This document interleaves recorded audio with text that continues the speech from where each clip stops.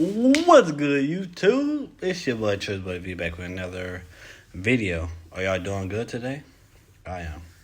Today we're gonna look at this cussing. This is sad to say, but this cussing wildfire in the church by these preachers and pastors. Now, it's a Corey video. No, it's been a while since we did a Corey video. Well, maybe a week or two. So it ain't been that far, but he gonna talk about it. I talked to one of the ministers that I know.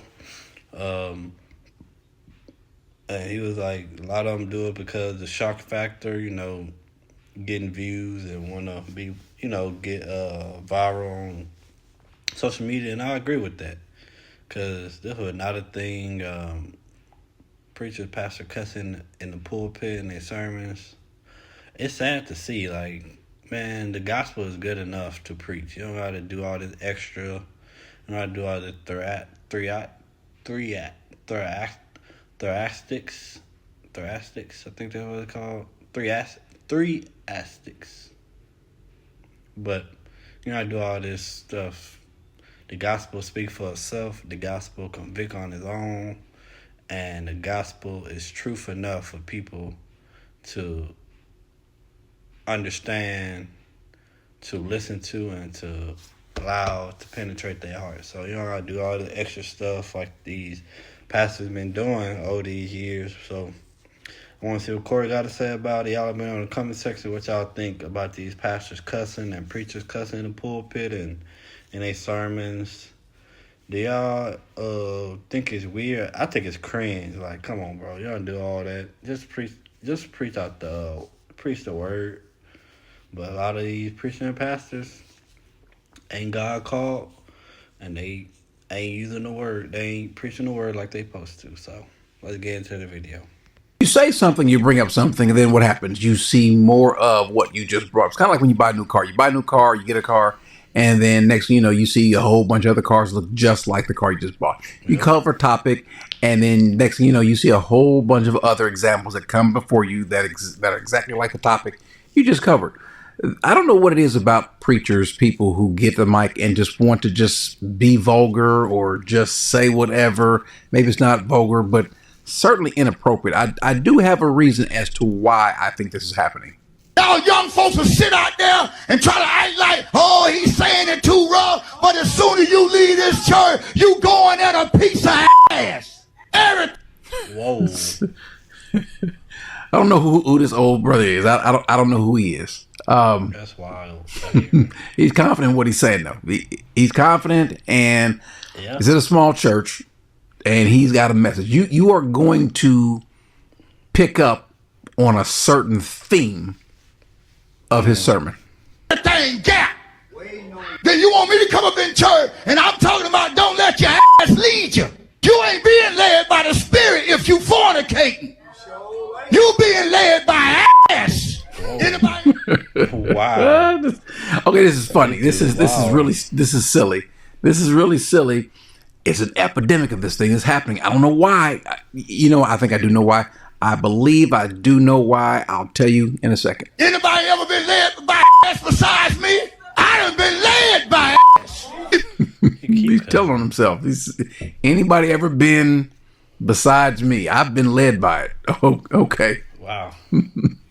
I really wonder what the actual sermon topic is about. I hope it's not this. He's going to put a scripture up about Balaam cursing the people, but maybe that's what, I don't know. I don't know how he got there. I don't really care. I really don't.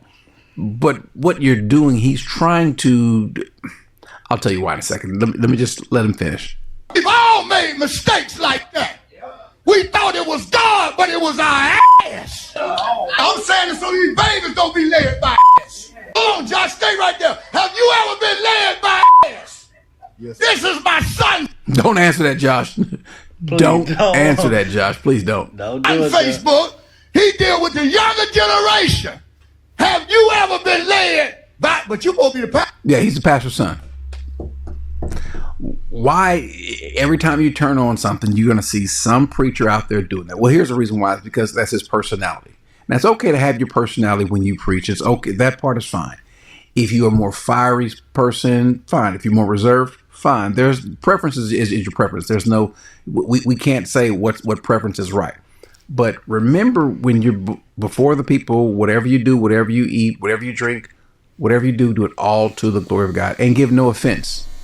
Don't give any offense to the church either.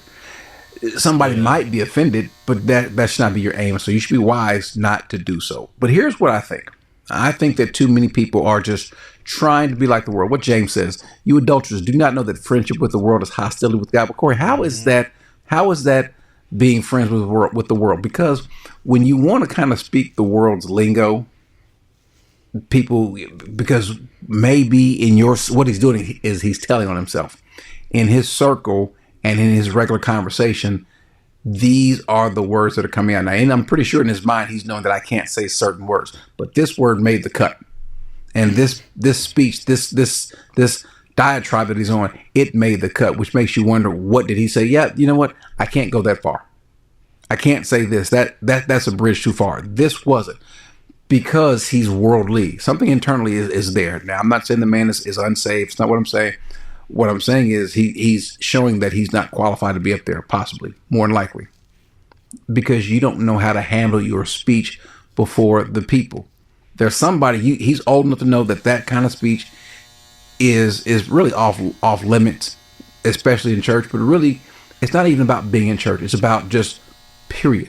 So when someone sees you out and about, when you're at Kmart, I keep saying Kmart, Kmart's gone. When you're at Target or when you're at Walmart or Waffle House, those kind of, that's where you're going to see those words flying. Well, they should see you and you should be there. Jesus said, let your light so shine so people will see you and your good works and glorify God. But when they see you singing and speaking and acting just like everyone else, it's going to be kind of hard to glorify God, at least for them to do so. So don't love the world. Don't be like the world. Don't ignore the things of the world. The things of the world is profanity, edginess. That's not that. Those are the things of the world, not the things of God. There are times where you could, bring a little edge, but not like that. Paul would have some edge. Peter would have some edge. Jesus would, but not with these sorts of words. Does that kind of make sense? And so, the psalmist says, let the words of my mouth and the meditation of my heart be acceptable in your sight. So what comes out of my mouth, let that be acceptable. Now, we all fail. We all fail. We all stumble, as James says, in so many ways. But when you write this stuff down and you're intentional about it, that's different, right?